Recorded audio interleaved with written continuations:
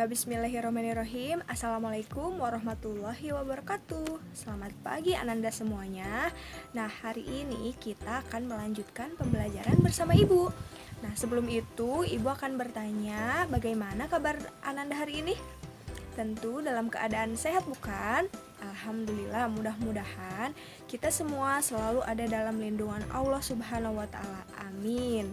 Nah, tak bosan-bosan, Ibu juga mengingatkan untuk selalu patuhi protokol kesehatan ya, supaya pandemi ini cepat usai. Nah, hari ini kita akan belajar di tema 1, subtema 1, pembelajaran 5. Nah, tapi ada yang masih ingat tidak? Kita kemarin sudah belajar apa?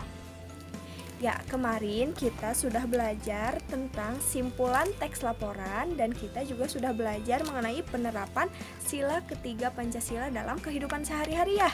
Nah, di pembelajaran 5 kali ini, Ananda semua akan belajar mengenai pemanfaatan kondisi geografis di Asia Tenggara serta alat dan bahan pembuatan karya seni patung.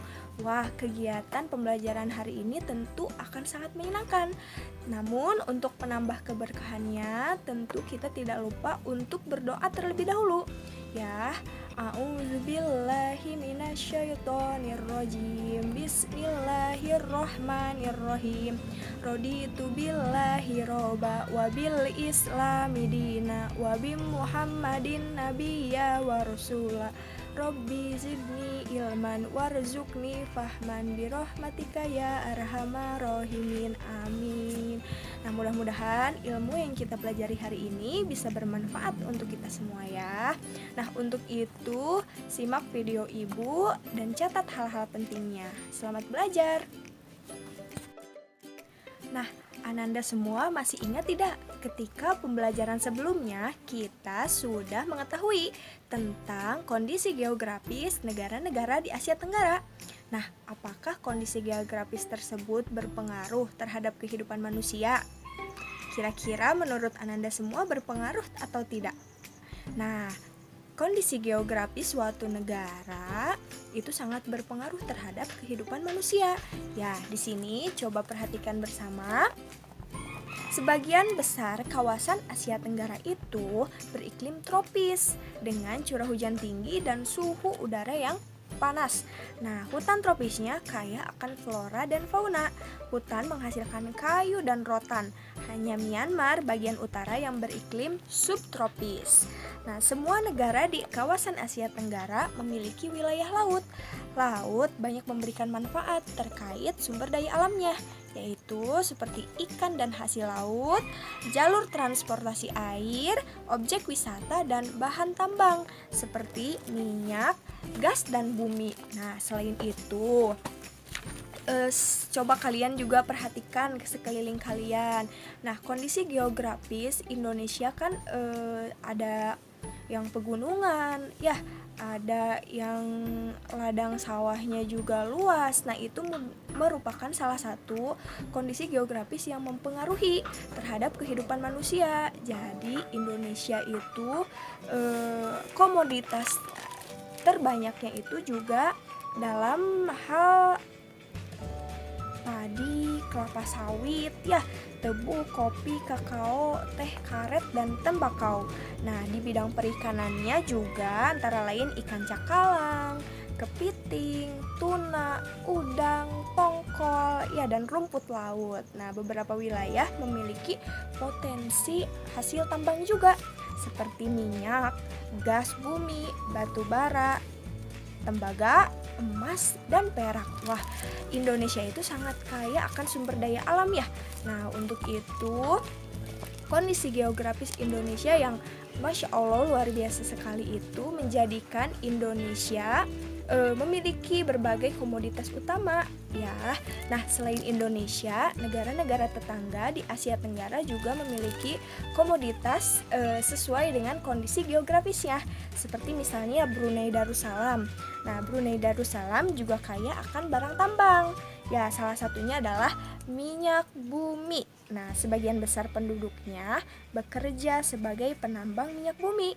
Minyak bumi dan gas alam merupakan sumber pendapatan terbesar di Brunei Darussalam. Nah, selain Indonesia, Brunei Darussalam, yang ketiga ada Malaysia. Nah, Malaysia ini sebagian besarnya bekerja sebagai petani. Komoditas utama pertaniannya itu antara lain karet, kelapa sawit, lada, teh, padi, dan kopra. Nah, penduduk lain bekerja di bidang pertambangan, perindustrian, dan perdagangan. Nah, selain itu, Singapura ini lebih maju dibandingkan negara-negara lain di Asia Tenggara. Kegiatan ekonomi Singapura bergerak di bidang jasa, perindustrian, perhubungan, dan perbankan. Nah, sebagian besar kegiatan ekonomi penduduk Thailand berada di bidang pertanian. Padi merupakan komoditas utama Thailand. Nah, negara Thailand ini dijuluki sebagai negara lumbung padi loh di dunia. Nah, selain itu ada juga kegiatan ekonomi di bidang kehutanan, ya, pertambangan dan industri.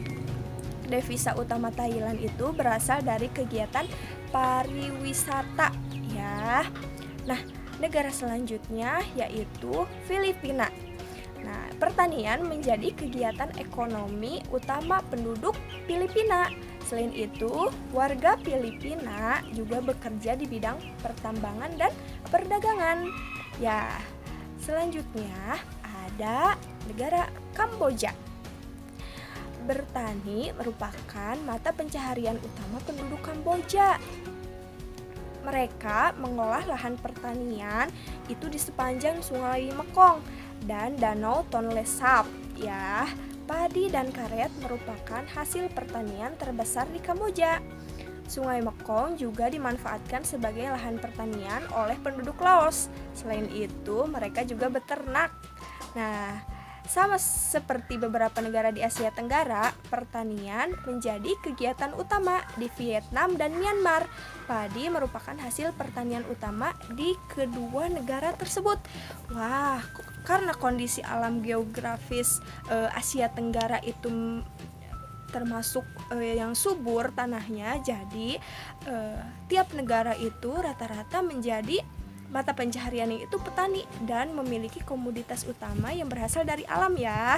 Nah, kita yang hidup di Indonesia cukup bersyukur karena hasil alam baik dari pertanian, perhutanan, atau perikanan juga sangat melimpah, ya. Nah, untuk itu Ananda semua jangan lupa untuk selalu bersyukur dan menjaga sumber daya alam kita, ya. Nah, dilakukan dari hal-hal kecil, yakni dari diri sendiri di lingkungan rumah. Jangan sampai lupa, ya. Nah, untuk tugasnya, Ananda kan sebelumnya sudah mencatat perbedaan dua negara itu, ya.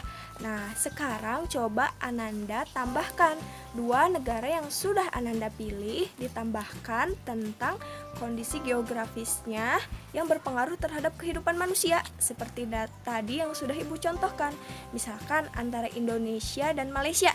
Indonesia itu komoditas utamanya apa saja?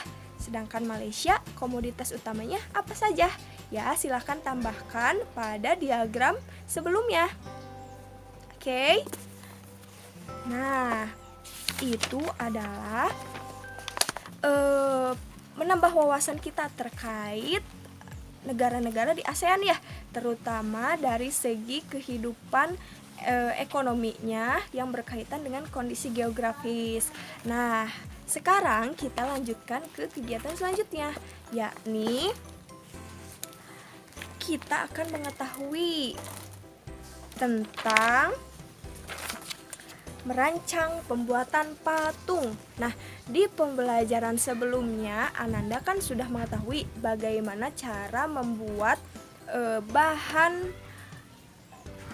pembuatan patung dari bahan-bahan yang ada di rumah, ya, yang dari tepung terigu itu. Nah, nanti proyek akhir pada tema 1 ini kita akan membuat patung secara bersama-sama. Nah, otomatis untuk membuat patung kita harus mengetahui alat dan bahannya terlebih dahulu, ya. Nah, perancang patung itu bagaimana? Nah, itu kan pertanyaannya. Kita dimulai dari pembuatan sketsa terlebih dahulu. Nah, sketsa itu adalah gambar kasar yang bersifat sementara. Nah, sketsa biasanya berupa goresan sederhana menggunakan pensil yang menggambarkan bentuk patung yang diinginkan. Dalam menggambar sketsa itu tidak boleh terlalu banyak menggunakan penghapus. Buatlah beberapa alternatif gambar sketsa. Jadi, patung yang ingin kalian buat silahkan digambar terlebih dahulu atau di sketsa ya, seperti dicoret-coret kira-kira kalian itu menginginkan bentuk patung yang seperti apa. Nah, silahkan digambar. Jadi ketika nanti pembuatan kalian tidak bingung lagi karena kalian sudah mengetahui apa yang ingin kalian buat ya. Nah, setelah dibuat sketsanya, misalkan ibu berencana merancang patung itu berbentuk ayam, misalkan ya. Nah, ibu akan mensketsa gambar ayam terlebih dahulu. Seperti bentuk kepalanya, bentuk kakinya, bentuk sayapnya digambar terlebih dahulu. Seperti itu. Nah, langkah kedua yakni memilih alat dan bahan. Nah, pada pembelajaran sebelumnya, Ananda semua kan sudah mengetahui bahan-bahannya untuk membuat patung. Ada bahan lunak dan bahan keras. Nah, bahan lunak itu meliputi seperti tanah liat, lilin, plastisin, gips, dan semen. Sedangkan bahan keras itu yakni kayu, batu, dan marmer. Nah, carilah bahan yang mudah diperoleh di sekitar lingkunganmu. Nah, setelah ibu membuat sketsa, misalkan ibu membuat sketsa ayam. Nah, ibu akan memilih alat dan bahan apa yang sekiranya mudah didapatkan dan cocok dibuat menjadi patung ayam. Misalkan karena ibu di sekitar ibu itu banyak tanah liat, ibu akan memilih bahan lunak, yakni tanah liat, seperti itu. Nah, selanjutnya setelah memilih alat dan bahan, langkah ketiga yakni memilih teknik pembuatan. Nah, setelah memilih bahan yang dipakai untuk membuat patung, tentukan pula teknik pembuatan yang akan digunakan. Teknik pembuatan disesuaikan dengan bahan yang digunakan. Nah, pengolahan bahan lunak dapat menggunakan teknik membutsir dan mencetak. Ya, pengolahan bahan keras dapat menggunakan teknik memahat dan konstruksi ya. Nah, tadi kan ibu sudah memilih sketsa bergambar ayam. Ibu juga sudah memilih bahannya itu menggunakan tanah liat. Nah, di langkah ketiga ibu harus menentukan teknik apa yang digunakan. Nah, teknik yang pas atau yang sesuai untuk bahan lunak yakni dengan teknik membutsir atau mencetak. Kalau membutsir itu seperti membentuk, mengurangi sedikit demi sedikit ya. Sedangkan mencetak itu nanti dicetak pada cetakan. Nah, sudah terbayangkan betapa serunya nanti proyek akhir kita dalam membuat patung. Coba, nah di sini Ananda belajar mensketsa terlebih dahulu patung yang sekiranya Ananda ingin buat ketika nanti di akhir tema ya. Siap? Nah, ya, alhamdulillahirobbilalamin, pembelajaran pada pembelajaran 5 kali ini selesai. Kita sudah tadi belajar mengenai kondisi geografis negara ASEAN itu ternyata berpengaruh bagi kehidupan warga negaranya ya. Nah, terus selain itu juga kita sudah mengetahui bagaimana cara merancang patung. Ya, wah, sangat seru sekali pembelajaran hari ini. Mudah-mudahan kalian juga merasakan energi positif yang ibu sampaikan melalui video ini ya. Jangan bosan-bosannya terus berdoa, mudah-mudahan pandemi ini cepat usai biar kita bisa belajar bertatap muka di sekolah kembali ya. Nah, apabila ada pertanyaan silahkan kalian sampaikan di kolom komen ya. Nah, tapi ibu juga punya pertanyaan untuk kalian. Silahkan Ananda jawab ya.